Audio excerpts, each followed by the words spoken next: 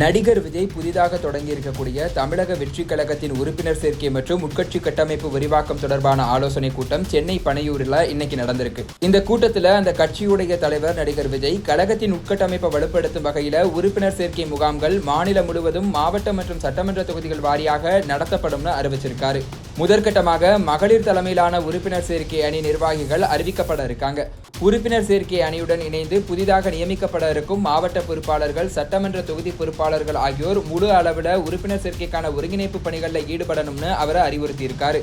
தமிழக வெற்றிக் கழகத்தால் நவீன வசதிகளோடு உருவாக்கப்படும் சிறப்பு செயலி வாயிலாக உறுப்பினர் சேர்க்கை முகாம்களை மாவட்டம் தொடங்கி வார்டு வாரியாக முழு வீச்சில் நடத்தி 2 கோடி உறுப்பினர்களை கட்சியில சேர்க்க அவர் இலக்கு நிர்ணயிச்சிருக்காரு. புதிய வாக்காளர்கள் மற்றும் மகளிர் உள்ளிட்ட வாக்காளர்களை தமிழக வெற்றிக் கழகத்தில் உறுப்பினர்களா சேர்க்க கூடுதல் கவனம் செலுத்தணும் அப்படின்னு அவர் தன்னுடைய கட்சிக்காரர்களுக்கு அறிவுறுத்தி இருக்காரு.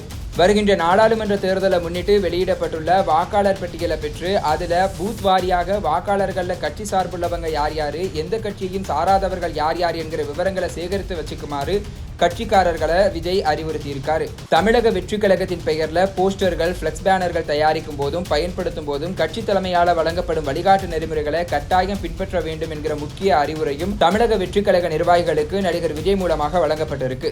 இறுதியாக கழக தோழர்கள் அனைவரும் ஒற்றுமையா செயல்பட்டு 2 கோடி உறுப்பினர்கள் என்கிற இலக்கை உறுதி செய்ய வேண்டும் அப்படின்னு நடிகர் விஜய் தன்னுடைய கட்சிக்காரர்களுக்கு வேண்டுகோள் விடுத்து கூட்டத்தை நிறைவு செய்திருக்காரு.